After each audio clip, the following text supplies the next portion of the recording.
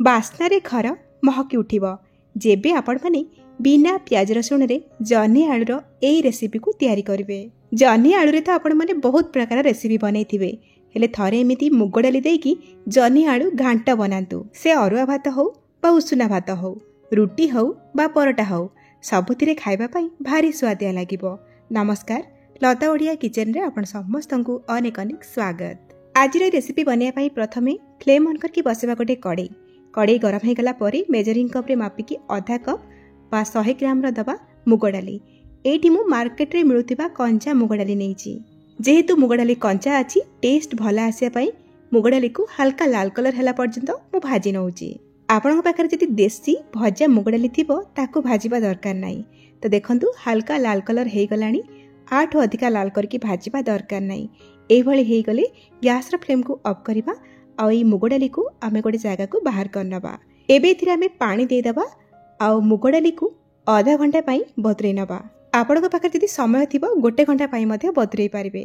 डाली को बतुरै नेले रेसिपी बनिया पई सहज हबो बा मुग डाली सिजिया पई सहज हबो। डाली बतुरीबा भितरे एपटे आमे ए रेसिपी पई गोटे मसला रेडी करबा।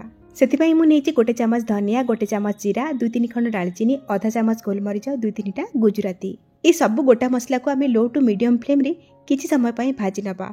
हल्का कलर आसीबो मसला रे आ एथरो बास्ना आसीबो से पर्यंत भाजीबा। ए रेसिपी रे आमे अलगा कोनोसी मसला दबानी, केवल एई मसला को देकी रेसिपी तैयारी करबा। तो मसला भाजी हे गला, एबे आमे ए मसला को ठंडा करबा। ठंडा हे गला परे चिकन करके ग्राइंड करनबा। तो मसला रेडी, आकु रखिबा साइड रे। एपटे देखंतु मु आगुरु जह्नी आलू को काटिकी रखिछि। एठी मु 500 ग्राम रो नेइछि जह्नी को चोपा बाहर करके गोटा धोई नबा। तापरे एई भली लंबा आ बड़ आकार रे काटी नबा, जोथि पई कि घांट रे जह्नी अधिक मिसि जीवनी, गोटा गोटा हेकी रहिबो। ता सहित एठी मु 4टी छोट साइज रो कंचा आलू नेइछि, चोपा बाहर करके आकु मध्ये लंबा लंबा करके काटी नेइछि। 100 ग्राम रो मुग डाली पई मु इतिकी जह्नी आलू नेइछि। आपण चाहिले जह्नी रो परिमाण को एठी अधिका करके नै परिबे। पुणी थरे से सेम कड़ाई को एठी मु गरम करछि आ सेथिरे 2-3 चमच दबा तेल। एठी मु राइस ब्रान ऑयल नेइछि, आपण माने रिफाइन तेल बा गुआ घिओ नै परिबे। तेल गरम हे गला परे आधा चमच दबा पंच फुटण, 2टा तेज पत्र आउ दे दबा 2-3टा सुखिला लंका।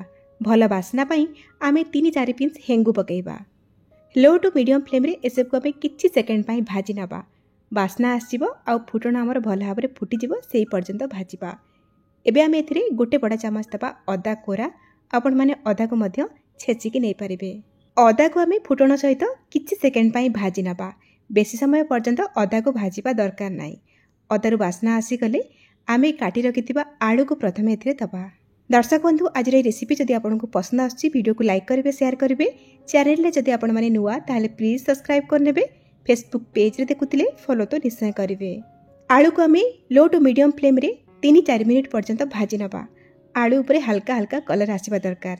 आलू टिके भाजी हे गला परे बतुरै रखिथिबा मुग डाली को आमे भल भाबरे धोई नबा आ डाली रे थिबा एक्सेस पानी को बाहर करनबा। आ भजा आलू ऊपर आमे बतुरा मुग डाली को दे दबा। ता सहित स्वाद अनुसार दे दबा लूण, आउ दे दबा आधा छोट चमच हळदी गुंड, आउ भल कलर पई गोटे छोट चमच दबा काश्मीर रेड चिली। एटा बिल्कुल ऑप्शनल अछि, आपण चाहिले देई परिबे न देई परिबे, एथिरे राग न थाए। एतिकी देकी लो टू मीडियम फ्लेम रे सब को गोळै नबा। आउ 3-4 मिनिट पर्यंत आमे ए सब को भाजी नबा। मुग डाली रे जहा भी किछि पानी अंश अछि से सब सुखिला पर्यंत आमे आकु भाजी नबा। आलू सहित मुग डाली टिके भाजी गला परे काटी रखिथिबा जह्नी को दबा। जह्नी जेहेतु बहुत जल्दी सिझी जाए सेति पई जह्नी को आमे पछरे पकोउचे।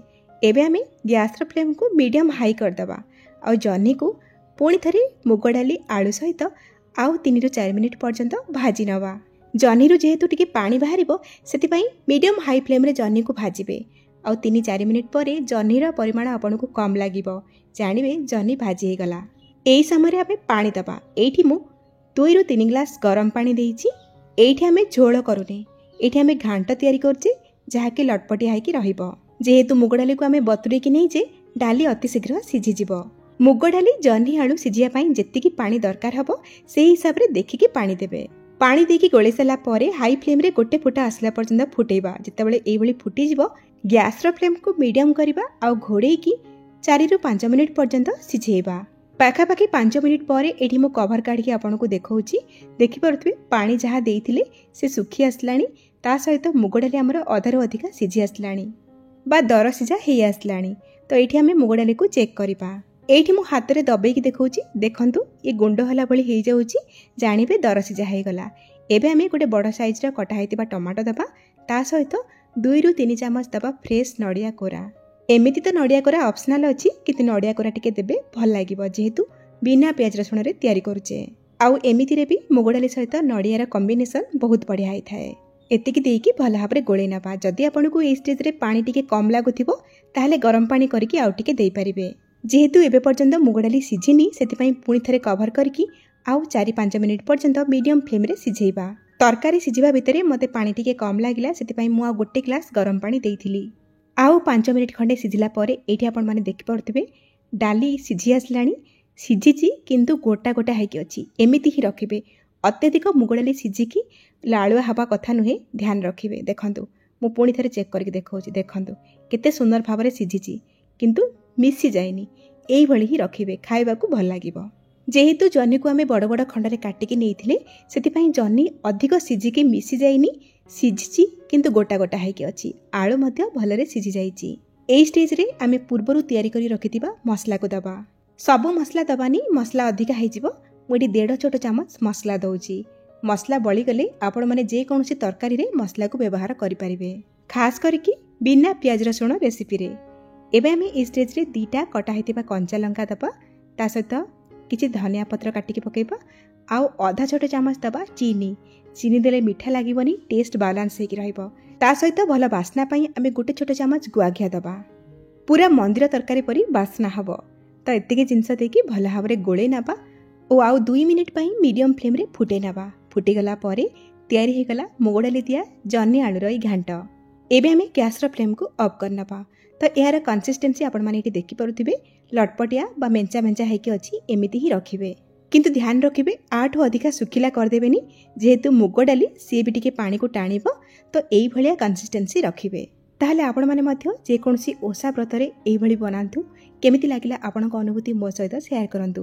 ତାହେଲେ ଆଜି ପାଇଁ ରହୁଛି, ପୁଣି ଆସିବି ଆଉ ଗୋଟେ ନୂଆ ରେସିପି ନେଇକି। ସେ ପର୍ଯ୍ୟନ୍ତ ରହିଲି, ନମସ୍କାର, ବାଏ, ଜୟ ଜଗନ୍ନାଥ।